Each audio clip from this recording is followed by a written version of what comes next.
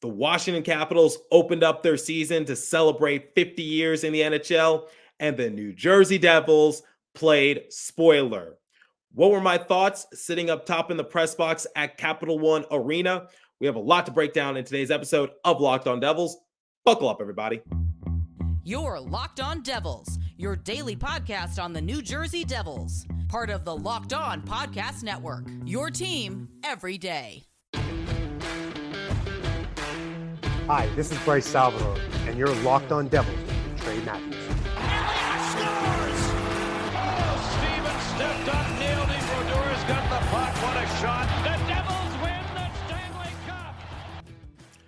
Alrighty now, what is up, New Jersey? Welcome back to the Locked On Devils podcast here at the Locked On Network. I'm your host, college hockey play announcer, Devils writer of Pucks and Pitchforks, and also part-time credential media member, Trey Matthews. Back from our nation's capital, Washington, D.C. I was at Capital One Arena covering the New Jersey Devils and Washington Capitals game. Before we get into today's episode, some housekeeping. First and foremost, I did not stick around post-game because my train was scheduled to depart at 10 p.m. and I had to make my way to Union Station to get myself home because it was either that or I would have to stick around in the area until 5 in the morning to catch the early morning train. Obviously didn't want to do that, so I did not record an episode in the press box like I normally do when I travel with the Devils. And the second thing, something a little more uplifting, shout out to the Capitals organization. They are celebrating their 50th year in the NHL, and they sent everybody home in the press box happy. Got some free merch, got this pin, this speaker, this notebook, refrigerator magnet, all of that. It was really cool to receive that sort of gift, and I'm definitely going to use these things, even though they do have the Capitals logo on them. But nonetheless, I had a great time in Washington, D.C., and shout out to Catherine Bogart for asking some awesome questions post-game that I will still use in today's episode. All right.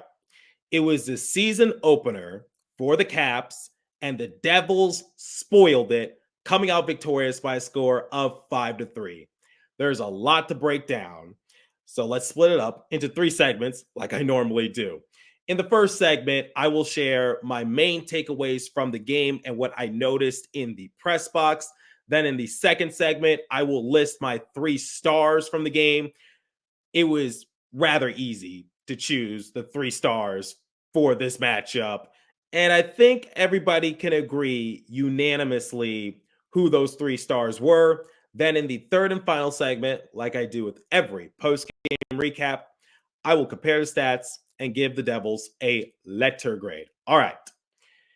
Pre-game notes. Andre Palat was demoted to the 4th line alongside Curtis Lazar and Nathan Bastian. Getting the call up to the 3rd line was Paul Cotter. His line mates were Erik Haula and Stefan Noesen. We'll talk more about this in the second segment, but that was one of the best decisions that Sheldon Keefe could have done because that 3rd line saw great success in this matchup.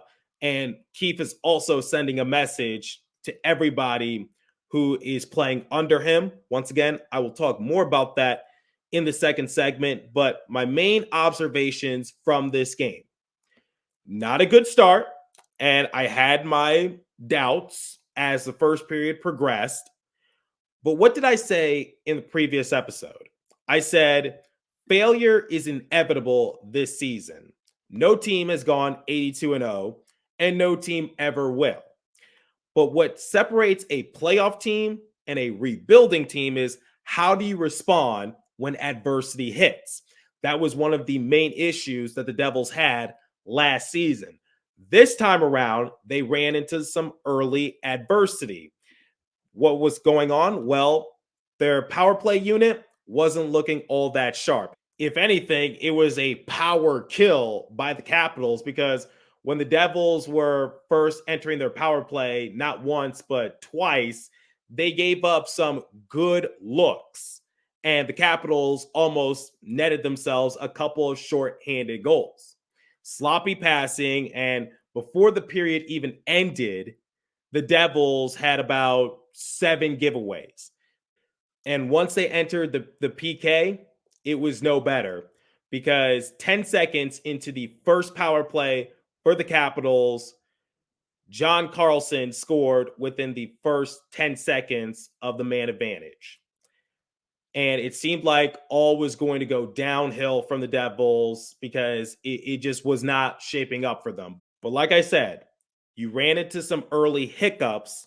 How do you retaliate? For every punch that was thrown the Devils' way, they responded with a couple of their own. Case in point in the first and second periods, because once John Carlson made it a 1-0 affair, just a few minutes later, Seamus Casey had an excellent goal. Once again, looking calm, cool, collected out there, and he got his second career NHL goal. Thanks to Jesper Bratt and Timo Meier. All right, it's a 1-1 game. Then 3 minutes later, Paul Cotter netted his own goal. And that was his third of the season at the time. And the Devils take a 2-1 lead entering the first intermission. Dylan Strome, 30 seconds into the second period, tied the game 2 apiece. But as the period progressed, the Devils responded with 2 goals of their own. And they had a 4-2 lead entering the final period of regulation. Then the always gritty Tom Wilson cut the lead to 1, 4-3. Then Dawson Mercer, suiting up in his 250th career NHL game, got an empty netter goal to put the game out of reach, 5-3 New Jersey. Once again, adversity hits and the Devils responded. And one of the things I said that was going to be vital for New Jersey entering this year was their depth. That's what made them so successful a couple seasons ago. Now that you got some assets that can contribute in more ways than one, you're not so top heavy. Similar to what Chico Resch said on air, sometimes your star players can't do it all. And we saw in this game that Jack Hughes had an open breakaway, and I thought he was going to net his first goal of the season, but he got snake bitten. He missed it, or did Lindgren get his paddle on it? I don't really know, but from my angle in the press box, it looked like Jack Hughes just missed it. Like, I've seen Jack Hughes get that type of goal before. Let me know in the comment section if you felt like Lindgren got his paddle on it or if Jack Hughes just flat out missed it. But nonetheless, Jack Hughes, open breakaway, wasn't able to get his first goal of the season. And I said in the prior episode that Jack Hughes isn't really looking like himself, but he's a star player. He'll come around, and we've seen Jack Hughes get off to slow starts before, and he usually silences his naysayers sooner rather than later. And Austin Matthews isn't really off to the best of starts to his respective season, and nobody's saying anything about it. It's still very early in the year. Let's not overreact, but even I can admit that Jack Hughes hasn't really looked his best. Or when we look at a certain defensive pairing, I call it the inexperienced defensive pairing, Seamus Casey and Shimo Nemeth. If you would have told me going into the year that Seamus Casey would be the one dominating over Nemeth, I would have had a tough time believing you. But here we are. Seamus Casey is actually looking better than Nemeth to start the year. But I have no doubt in the back of my mind that Nemeth will come around. Nonetheless, it was a great collective team effort from New Jersey, and energy was their big focus entering this matchup because, once again, it's a season opener for the Capitals. Ovechkin at this point is just trying to surpass the Gretzky goal record, and once he does, I have no doubt in the back of my mind that he's going to hang up the skates. At least that's my personal opinion. And obviously, they're going to feast off the crowd. And the Devils responded. They rose to the occasion. So once again, my main takeaways from this matchup was not a good start, but the Devils had an answer. And for every punch that the Capitals threw, the Devils had 2 of their own, and their depth assets came to play. And I love to see that. We'll talk more about some players that caught my eye. I will list my 3 stars of the game momentarily. But before we continue, let me tell you about hymns. Guys, sometimes intimate moments happen spontaneously, and we always want to be ready so we can perform better in the bedroom. Hims provides access to treatments that can help you stay hard and last longer, giving you the boost of confidence so you can be ready whenever the mood strikes. Your sex life is important, but your schedule is busy. You don't have the time to go to the doctor's office to get treated for ED. Through Hims, you could get a personalized ED treatment without stepping foot outside your door. Start your free online visit today at hims.com/locked on. That's HIMS.com/locked on for your personalized ED treatment options. hims.com/locked on. The products mentioned are chewable compounded products which are not approved by or verified for safety or effectiveness by the FDA. Prescriptions require an online consultation with a healthcare provider who will determine if appropriate. Restrictions apply. See website for details and important safety information. Subscription required. Price varies based on product and subscription plan. Okay. Before I list my 3 stars of the game, first some honorable mentions. Dawson Mercer suited up in his 250th career NHL game. 250 straight games, might I add. He is the Iron Man for this Devils team, and he got his first goal this season on an empty netter goal. Shout out to Nico Hischier for absorbing the hit from Alexander Ovechkin, which created the play, and Mercer was able to get the empty netter goal, and Hischier was rewarded with an assist. My second honorable mention is Tomas Tatar, who got his first goal this season. Jacob Markstrom, he was making grade A saves on the Capitals early. And if the Devils did not have a steady presence in front of their net, this game would have been over rather quickly, reminiscent as to what happened against the Maple Leafs, where the Devils went down 3-0 early. And despite some energizer goals from the likes of Jesper Bratt and Timo Meier, the win was just knocked out of the Devils' sails early. Wasn't entirely on Markstrom. And the defense in front of him wasn't the best, but he still made those crucial saves, and that's what I like to see. Seamus Casey got his second career NHL goal. And with Macklin Celebrini now on the IR, could Seamus Casey make a name for himself to win Rookie of the Year?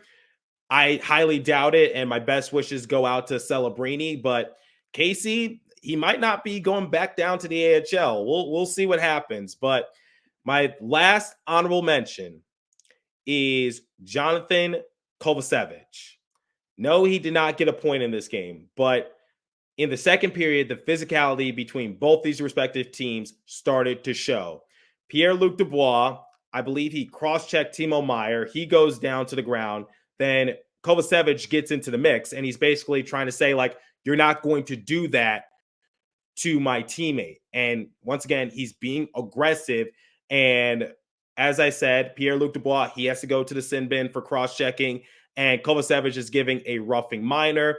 No gloves were dropped, no punches were thrown, but Kovacevic was still asserting himself. But Tom Wilson got into the mix as well, and he was given nothing for basically jumping on the back of Kovacevic. As we all know, Wilson takes no prisoners, but I'm just like, shouldn't Wilson be given something for that? And he was later rewarded with a goal in the third period. So not even a slap on the wrist, but nonetheless, I love that sort of aggressiveness from someone like Kovacevic. I gave props to Lazar in the previous post-game recap episode. I got to do the same thing for Kovacevic. I've been loving what he's been bringing to the roster.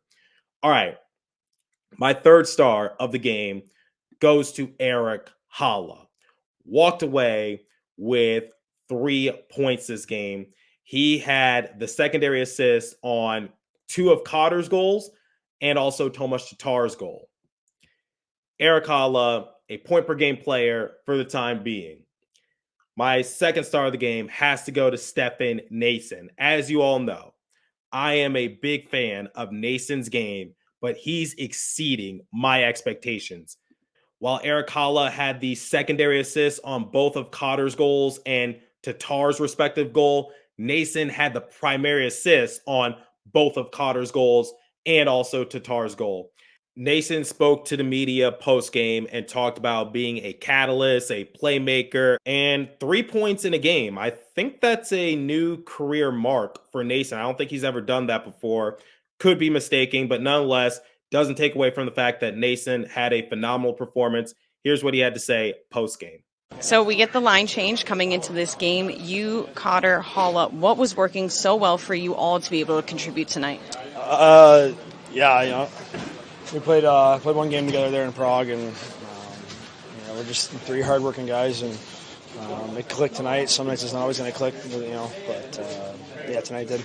You were the ultimate playmaker tonight. You were seeing your teammates, you were setting them up. What felt good about your ability to quickly react and make sure that they had the best opportunity to score? Well, they were all in good spots. It's pretty easy to make a simple pass like that, right? He got open on that third one there, or his second goal, and that's an easy pass. We should be able to make those. I know the team talked about that first 10 minutes and coming out strong. You guys did weather it a little bit, but then bounced back. What is about this team and the resilience that you saw tonight to then get back into the win column? Yeah, we obviously got scored on right away. Power play wasn't very good off the hop, and slowly got better. But it's a work in progress for us. And our special teams didn't kill us tonight, and so we got to be better overall with that. But I like the way we competed. Every time we got a goal scored against, the next couple shifts were really big for us. We kind of changed the momentum of the game, and they're a good team. They have one of the best goal scorers in the game, right? So you gotta respect him. You respect the other guys on that team, and I thought we used every single guy tonight, and that's the depth of our team coming out. Can you sense a guy like Cotter, when he's got 4 goals early this year, has playing with confidence, putting the puck in the net? Yeah, he definitely doesn't lack confidence. So that's one thing we like about him. Okay. What you mentioned, kind of having the best goal scorer of actually, you didn't have a shot on goal tonight, only 1 attempt. What did you guys do well against him when he was out there? Oh, I'm so sorry. I didn't know that until you just said that. But yeah, it's you have to respect him so much, and every team in this league, we obviously want to see him do what he needs to do, but just not against us, right? So you're gonna have that mentality through every single team around the league, but eventually he's going to find a way to score some goals, and that's why he is who he is, right? And my first star of the game goes to Paul Cotter. Now, before I admit something, here's what Cotter had to say about his phenomenal performance in which he was on Hat Trick Watch. Take a listen. Paul, 4 goals for you to start the season, and you and Noesen just finding each other all over the ice. What do you like about when you play together? It's awesome. I mean, he's a worker. He's really good at what he does, so it makes it easy for me and Haula to just find spots. I mean, he's going to be first on the forecheck. He communicates very loudly, and we're all on the same page, so it makes it really easy for us to just read off him. And once we kind of get the puck based on what he does, we can do our thing, get to the net, make plays, and that's what it's all about. So he's a driver of that line, so it makes it easy. It's still incredibly early in the season. This team able to bounce back from a slower start and able to just withstand all of the highs and lows of this game. What did you like out of the resiliency of this group? It's good. It's a good test. I mean, stuff like that's going to happen all year. You're going to go up, you're going to go down, and that third goal that they had, I wasn't too happy with that one with myself, but the boys found a way to kill some penalties and managed to hang on, and it shows some pretty good persistency from our team to hold them out. You guys 3-1 so far. How important are these early games just to kind of build confidence as a team? Extremely important. I mean, you look at the playoffs towards the end, and it's a matter of 1 point, 2 points, 3 points. So sometimes, early in the season when teams are trying to figure out their systems and whatnot, that's probably the most important time to hone down on your game and make sure everybody's playing and holding each other accountable. Do you feel like you guys are grasping your systems? Yeah, I mean, I think we have a really, really long way to go, and that's a pretty good positive with how we've been playing so far. And we just have so many guys that are capable of so many different things. So it makes it easy. We're a very versatile team. So once everybody gets on the same page completely, we're going to be a hard team to stop. Do you see that development even from the first game to now where you guys are playing better? Yeah, for sure. I mean, even myself too. I think there's a lot of guys on this team that, maybe haven't had the opportunity on other teams or aren't used to playing on certain lines or having certain minutes. And so, having guys just get used to that and meshing with the new line mates and stuff like that, it'll take some time, but I think we're doing pretty good for the most part. Tatar scores falling down. Casey, another, Dragon able to find a lane. To see this depth scoring and to see those guys pull it off, how important is that right now to get everyone contributing? Extremely important. I mean, that's what eventually wins championships is depth and everybody contributing. And, you have your guys that are, so-called superstars, which is awesome. And then you have guys that are so-called grinders. And, sometimes the grinders outscore those guys. Each game is different. So everybody contributes, and lines 1 through 4 and each deep pairing and the goalie have to be accountable. And we do a pretty good job of holding each other accountable on the bench. And it's really important that everybody's involved. What still do you want to see from this team going into this next game on Monday? I think the biggest thing for us is just consistency. Played a pretty good game today. We let off a couple times, which every team's going to have a push. But for the most part, just keep playing our game, keep getting better and better in our systems, and the consistency is the biggest part.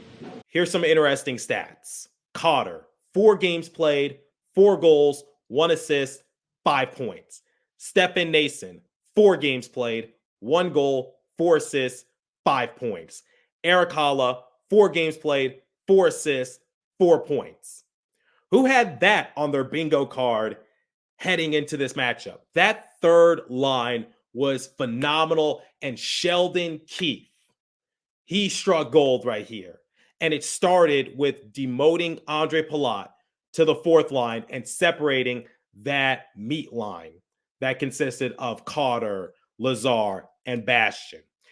You guys wanted a coach that was going to hold his players accountable, and that's exactly what Sheldon Keefe did. He didn't want to do it, but he felt like he had to do it because Andre Palat, similar to a lot of his other highly touted teammates, they haven't really looked their best at times. But if we look at those 2 goals scored by Cotter, with Noesen getting the primary on both and Haula getting the secondary on both of them, that's 6 points accumulated between those 3 players. And that's just phenomenal. And I got to admit, I usually love to pat myself on the back when I get a prediction right or when I feel like I deserve credit for something, but I have to play both ways here. I have to admit when I'm wrong about something. Over the summer, I said Paul Cotter is a good player, adds more physicality, but I felt as though the Devils sacrificed just a little too much to get his services. But once again, he has 5 points in 4 game appearances, and he has himself 4 goals. I don't know how long it took for Alexander Holtz to get 4 goals, but I can promise you it did not happen on the 4th game of the year. That I could take to the bank.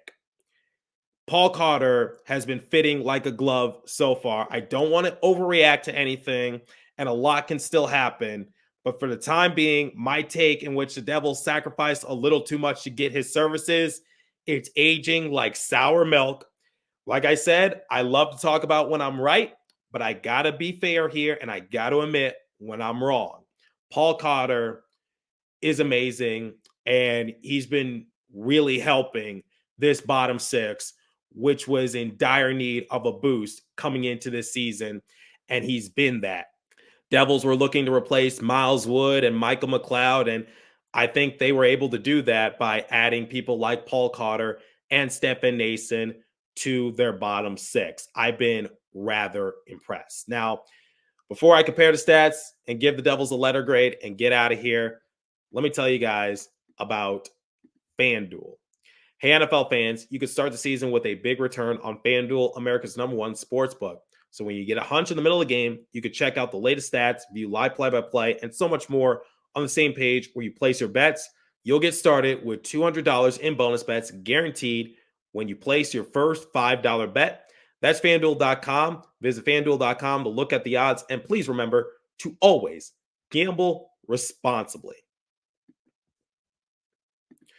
All right, let's compare the stats, give the Devils a letter grade, and get out of here.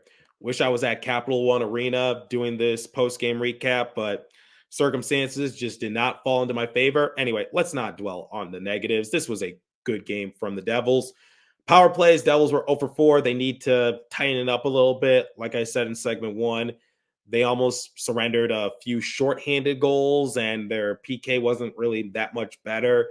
They gave up a power play goal to Carlson 10 seconds into the Capitals' first power play of the season. Caps were 1 for 3.